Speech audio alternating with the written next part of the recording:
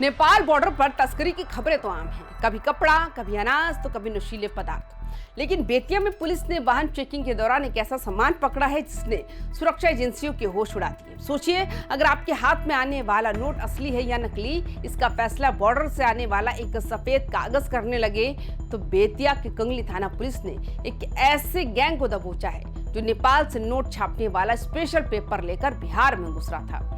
इनके पास सिर्फ कागज नहीं बल्कि लोडेड हथियार भी थे। आखिर ये कागज कहां जा रहा था? बिहार के किस शहर में जाली नोटों की फैक्ट्री लगने वाली थी? और कौन है वो मास्टरमाइंड जो अंधेरे का फायदा उठाकर पुलिस की आंखों में धूल झोंक गया? आज की रिपोर्ट बॉर्डर पार चल रहे उस नकली साम्राज्य की पोल खोलेगी जिसे आप सबको जानना बेहद जरूरी है। नमस्कार, स्वागत है आप सभी का वाइब्रेंट बिहार झारखंड में। मैं हूं आपके साथ मुदिता त्रिपाठी। मामला बेतिया के कंगली थाना इलाके का है। पुलिस को गुप्त सूचना मिली थी कि नेपाल के रास्ते 3 बदमाश कुछ ऐसा लेकर आ रहे हैं जो देश की अर्थव्यवस्था को हिला सकता है। नरकटियागंज के एसडीपीओ जयप्रकाश सिंह के नेतृत्व में पुलिस ने त्रिवेणी घोड़ा सहन पुल के पास जाल बिछाया। जैसे ही एक संदिग्ध गाड़ी पास आई, पुलिस ने उसे रुकने का इशारा किया। पुलिस को देखते ही बदमाशों के पसीने छूटे। तलाशी ली गई तो उनके पास से एक लोडेड देसी कट्टा, जिंदा कारतूस और सबसे चौंकाने वाली चीज सफेद कागज के बंडल बरामद हुए। ये कोई मामूली कागज नहीं थे, बल्कि शक है कि इनका इस्तेमाल जाली नोट छापने के लिए किया जाना था। त्रिवेणी घोड़ा सहन पुल के पास जब पुलिस ने नाकाबंदी की तो अपराधियों को भनक भी नहीं थी कि उनकी पिकनिक जेल की सलाखों तक पहुंचने वाली है। जैसे ही पुलिस ने टॉर्च की रोशनी बाइक सवारों पर डाली, सचिन और ज्वाला के चेहरे का रंग उड़ गया। अमूमन नेपाल बॉर्डर पर तस्करी करने वाले भागने की कोशिश करते, लेकिन यहाँ पुलिस इतनी अलर्ट थी कि उन्हें हिलने तक का मौका नहीं मिला। तलाशी के दौरान जब कट्टे से ज्यादा सफेद कागज के बंडल पर पुलिस की नजर पड़ी तो माजरा समझते देर नहीं लगी। ये सिर्फ कागज नहीं था, बल्कि एक सोची समझी साजिश का कच्चा माल था जिसे बहुत ही शातिर तरीके से नेपाल से पार कराया गया था। पुलिस ने मौके से 2 बदमाशों को धर दबोचा।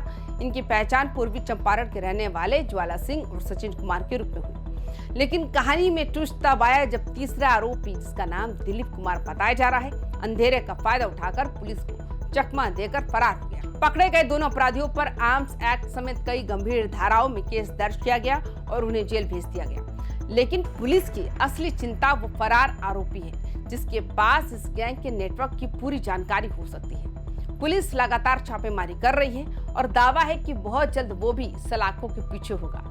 गिरफ्तार अपराधी ज्वाला सिंह और सचिन कुमार पूर्वी चंपारण के दरपा थाना के क्षेत्र के रहने वाले हैं। ये इलाका लंबे समय से बॉर्डर के करीब होने के कारण संदिग्ध गतिविधियों के लिए चर्चा में रहा। पुलिस अब ये पता लगा रही है कि इन दोनों का पुराना रिकॉर्ड क्या है। क्या ये लोग पहले भी नेपाल से हथियारों की सप्लाई कर रहे हैं? इनके मोबाइल कॉल रिकॉर्ड्स खंगाले जा रहे हैं ताकि ये पता चल सके नेपाल में बैठा वो कौन सा हैंडलर है जो इन्हें ये स्पेशल पेपर और लोडेड कट्टा सप्लाई कर रहा था। पुलिस को शक है ये लोग सिर्फ करियर बॉयज नहीं है, यानी कि इनका काम सिर्फ सामान को एक जगह से दूसरी जगह पहुंचाना नहीं था, जबकि असली खिलाड़ी पर्दे के पीछे बैठकर ये पूरा सिंडिकेट चला रहा है। नेपाल बॉर्डर पर इन दिनों भंसार को लेकर काफी सख्ती है, लेकिन इसके बावजूद तस्कर नए नए रास्ते खोज रहे हैं। एसडीपीओ जयप्रकाश सिंह ने बताया कि बरामद कागज की जांच की जा रही है। क्या वाकई ये जाली नोट छापने वाला हाई क्वालिटी पेपर है? अक्सर ये देखा गया है कि नेपाल के रास्ते जाली नोटों की खेप भारत आती है, लेकिन इस बार कच्चा माल यानी पेपर की तस्करी ये इशारा कर रही है कि अपराधी अब भारत के भीतर ही छोटी छोटी जगहों पर नोट छापने की प्लानिंग कर रहे हैं। अगर ये कागज अपनी मंजिल तक पहुंच जाता है तो बाजार में करोड़ों के नकली नोट खपाए जा सकते थे। अब जरा समझिए कि स्पेशल पेपर का खेल क्या है। अक्सर जाली नोट बनाने वाले गिरोह आम कागज का इस्तेमाल नहीं करते क्योंकि वो छूने में नकली लगता है। नेपाल के रास्ते आने वाला ये संदिग्ध कागज बिल्कुल वैसा ही महसूस होता है जैसा असली नोटों का होता है। अपराधी इस पर हाई क्वालिटी प्रिंटिंग मशीन और केमिकल का इस्तेमाल करके नकली नोट तैयार करते हैं। अगर पुलिस ने इन कागज के बंडलों को नहीं पकड़ा होता तो आने वाले कुछ दिनों में चंपारण और बेतिया के बाजारों में 500 और 2000 के नकली नोटों की बाढ़ आ सकती थी। एसडीपीओ जयप्रकाश सिंह ने साफ कहा है कि इस कागज की फॉरेंसिक जांच भी कराई जा सकती है ताकि इसके असली स्रोत का पता लगाया जा सके। बेतिया पुलिस की इस कामयाबी ने एक बड़े खतरे को टाल दिया है।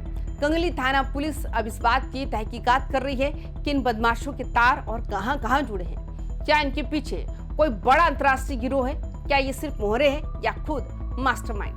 बॉर्डर इलाकों में रहने वाले लोगों को भी पुलिस ने सतर्क रहने को कहा है क्योंकि जाली नोटों का कारोबार न सिर्फ देश के लिए खतरा है बल्कि आम जनता की गाड़ी कमाई को भी बर्बाद कर देता है। पुलिस की इस मुस्तैदी ने साबित कर दिया बिहार में अपराधियों के काले साम्राज्य के दिन अब गिनती के बचे हैं। इस पूरी कार्रवाई में सबसे बड़ी चुनौती अब उस फरार आरोपी दिलीप कुमार को पकड़ना है। पुलिस की कई टीमें पूर्वी चंपारण और बेतिया के संभावित ठिकानों के साथ साथ नेपाल बॉर्डर पर भी छापेमारी कर रही है। बॉर्डर पर लगे सीसीटीवी कैमरों की फुटेज खंगाली जा रही है ताकि दिलीप के भागने का रूट पता चल सके। माना जा रहा है दिलीप के पास ही इस गिरोह के अगले डिलीवरी पॉइंट की जानकारी थी। जब तक वो पकड़ में नहीं आता तब तक इस जाली नोट गिरोह की पूरी चेन का खुलासा होना मुश्किल है। लेकिन बेतिया पुलिस ने जिस तरह से इस केस को अपने हाथ में लिया उससे साफ है कि बहुत जल्द सफेदपोश अपराधियों का ये नेटवर्क पूरी तरह से तबाह हो जाएगा।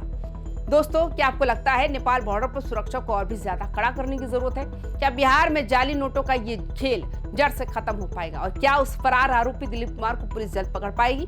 अपनी राय कमेंट बॉक्स में जरूर बताएं। अगर आपको भी कहीं जाली नोटों का शक हो तो तुरंत पुलिस को जानकारी दें। बॉर्डर से लेकर बिहार के हर कोने की बड़ी खबर के लिए देखते रहिए YBN बिहार झारखंड। वीडियो को लाइक करें, शेयर करें और चैनल को सब्सक्राइब करना ना भूलें। नमस्कार।